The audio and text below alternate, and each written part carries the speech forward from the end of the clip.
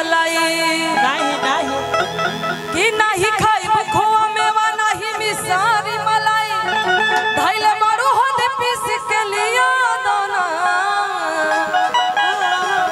हमारे भैया कह रही कुछ ऐसा गा दीजिए कि पब्लिक झूम जाए। पब्लिक बुझा तक कि सब 4 रात से जागल बालों के हमनी से बेसी थकाने हैं लोग के भइल बा। अब ये लोग ना नाची तो गोड़ पकड़ के क्यों ना नचो भाई। ना नाच बोलो तो खा चलो झुके बैठ के नीचे बा का हो बुआ बोलो बहुत बहुत धन्यवाद लाई बहुत बहुत शुक्रिया। देंगे सेल्फी देंगे हम जाने के पहले सबको सेल्फी देके जाएंगे। सब लोग लाइन से खड़े रहना लाइन से प्रसादी पक जाइए। हाँ हाँ नहीं खाइब खोआ मेवा नहीं मिसरी मलाई कि नहीं खाइब खोआ मेवा नहीं मिसरी मलाई धैले मारू हो दे पीस के लिया दाना कि ये गणेश के मम्मी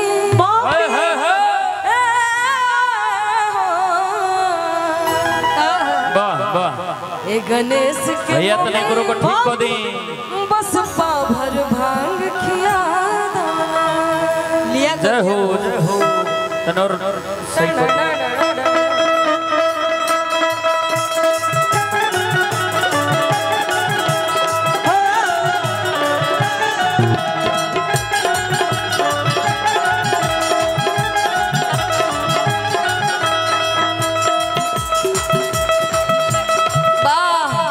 कटाई तहा रह जा नहीं खाई खोवा मेवा नहीं मिसरी मलाई नहीं खाई खोवा मेवा नहीं मिसरी मलाई नहीं खाई खोवा मेवा नहीं मिसरी मलाई धैले बाड़ू होने पीस के लिया दाना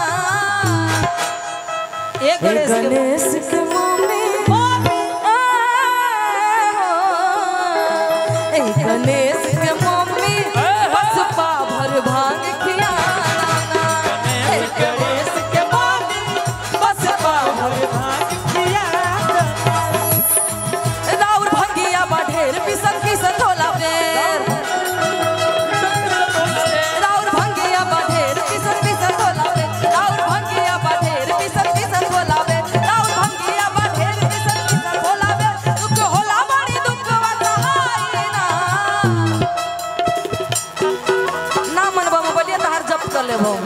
मान जा सब बुझाता मुंह में घुसा दे वो सब छुदुर मत हो का हो गणेश के पापा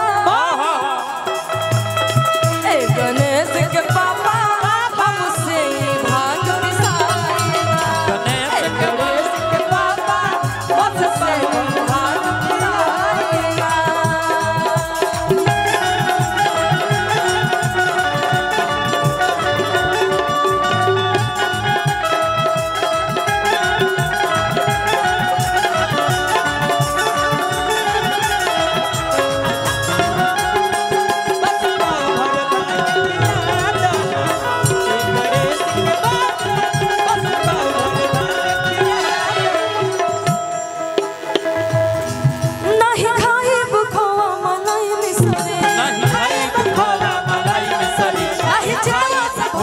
नहीं जितवा से भंगिया के स्वाद बिसरी नहीं खाइब खोवा मलाई बिसरी नहीं जितवा से भंगिया के स्वाद बिसरी सुना बतिया हमारी न भावे देवना का करी हम बताओ ना सुनी बतिया हमारी न भावे देवना हमरा सामने से जल्दी हटा दो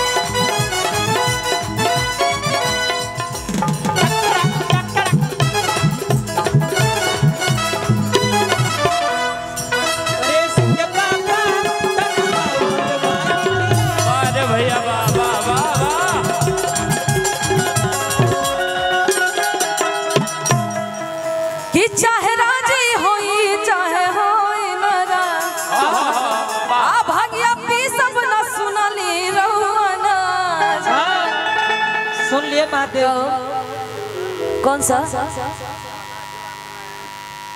एक बार फिर से, लेकिन वादा करो कि सभी लोग डांस करो। पंडित जी, सबके राम जी की क्रिया बनू। पंडित जी जहाँ भी हो मंच पे आ जाइए। पंडित जी जहाँ भी हैं, मैं चाहता हूँ कि आप मंच पे आ जाए। पंडित जी आप मंच पे आ जाइए अविलंब। कि चाहे राजी होई चाहे होई नरा, अंगे पी सब ना सुनली रौना।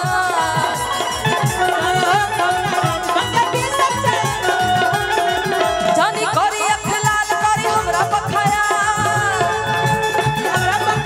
जानी करी अख लाल करी हमरा बखाया, तो होला मारी दुखवा सहाय ना। ए गणेश के पापा जा रहे हैं। बहुत बहुत धन्यवाद चिरकुट भैया, बहुत पुरस्कार आपकी तरफ से मिला, सभी कलाकारों को बड़ा प्रेम मिला। ए गणेश के पापा हमसे भात पिसा, गणेश के पापा हमसे भात खिया, गणेश के पापा हमसे भात पिसाएगा।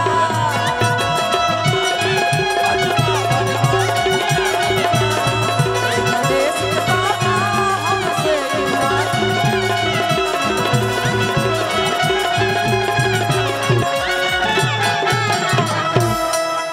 औरत का वक्त हो गया है, औरत गीत गाने का वक्त हो गया, लेकिन क्योंकि आपकी